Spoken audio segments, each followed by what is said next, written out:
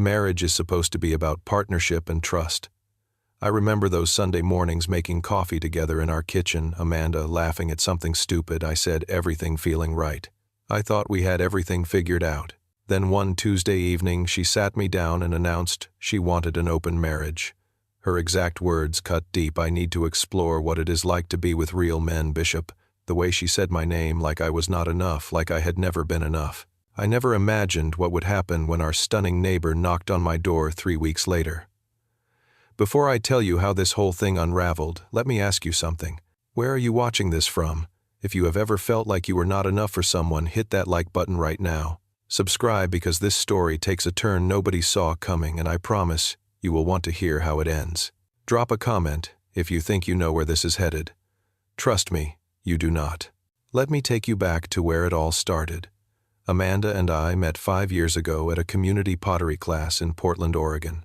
She was laugh out loud, funny, made terrible jokes about clay that somehow made me fall for her. I was a graphic designer working from home, and she was a dental hygienist with a smile that could disarm anyone. We got married 3 years into dating, moved into a small craftsman house with a blue door on the east side of town. Our life together had a rhythm to it. Friday nights were movie nights on our worn gray couch. Saturdays meant the farmer's market where she would buy too many sunflowers and I would carry them home. We had inside jokes that made no sense to anyone else. She would steal my hoodies and wear them around the house. Our wedding photo sat on the mantel, her in ivory, lace me in a gray suit, both of us grinning like we had won the lottery. Everything felt solid, predictable, safe. I remember our second anniversary trip to Cannon Beach. We walked the shoreline at sunset, her head resting on my shoulder, the Pacific crashing beside us. She looked up at me and said, "I want this forever, Bishop. Just us." I believed her completely. I had no reason not to. About 6 months ago, things started shifting. Amanda began coming home later from work, always with reasonable explanations. Staff meetings, inventory, a coworker's birthday drinks. Then she joined a gym and suddenly was there 5 days a week. She changed her appearance gradually.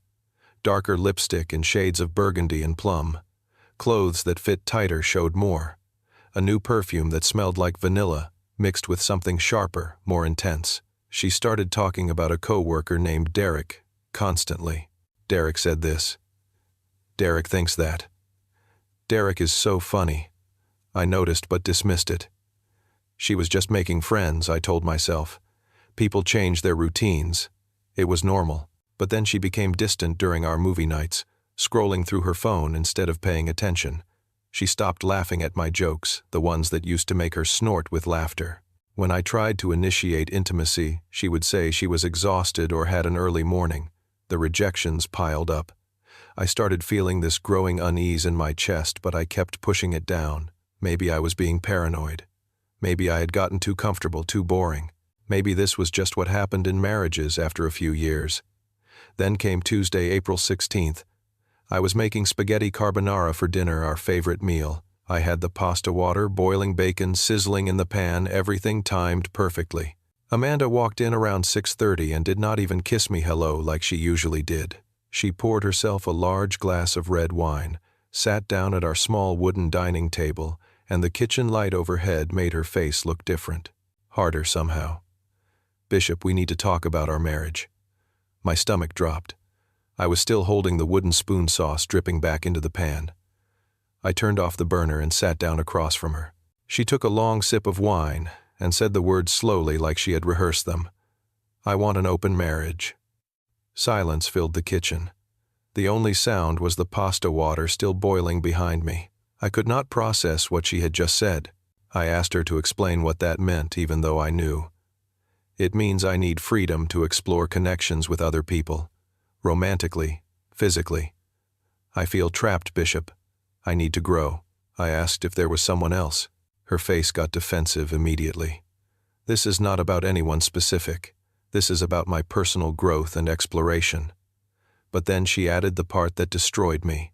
"I need to know what it is like to be with real men, Bishop. Men who are more assertive, more exciting, more alive. Real men." Those 2 words echoed in my head like a gong. She made me sound like a placeholder, a practice round before the real thing. She made me feel like I had been playing the role of husband, while she waited for someone worthy of the part.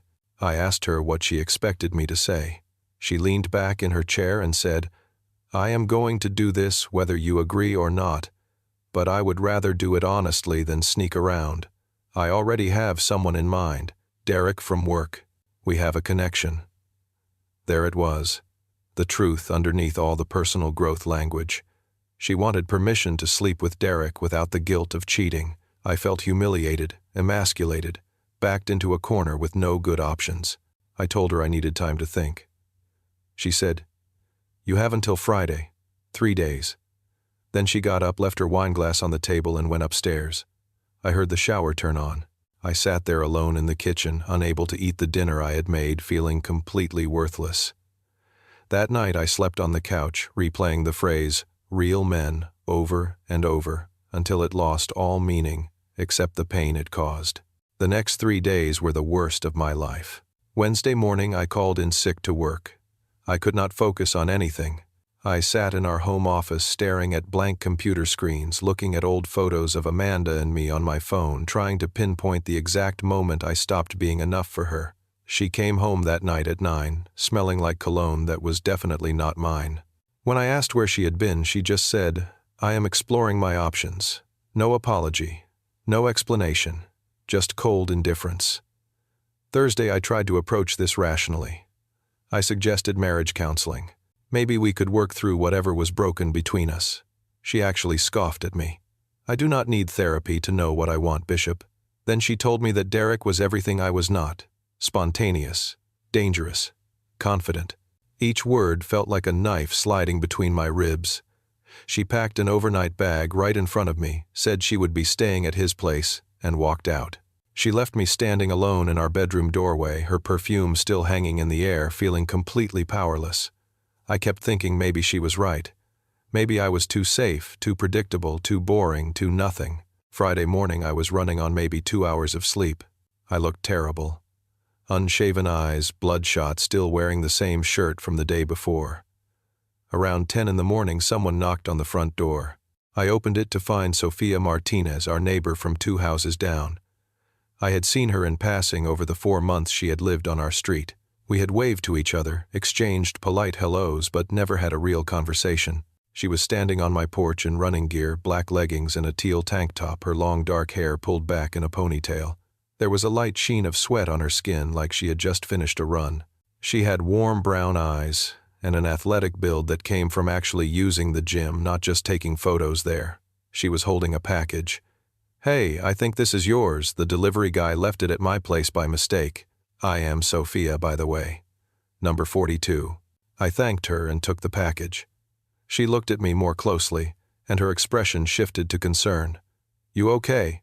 You look like you have not slept in a week." Something about her directness, the genuine worry in her voice, made me honest in a way I had not been with anyone. "My wife wants an open marriage. She said I am not enough."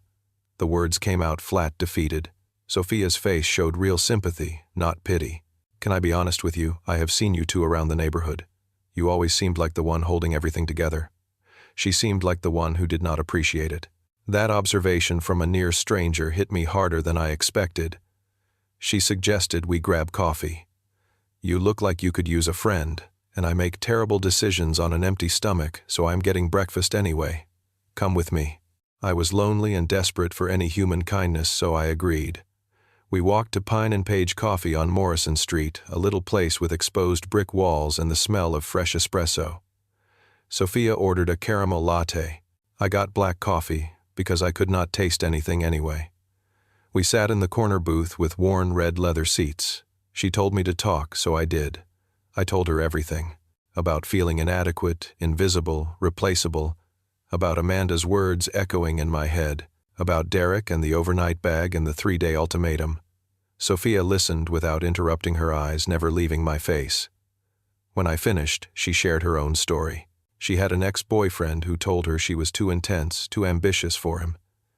He left her for someone more easygoing, and she spent months wondering what was wrong with her drive and passion. "I know what it feels like to be told you are fundamentally lacking," she said.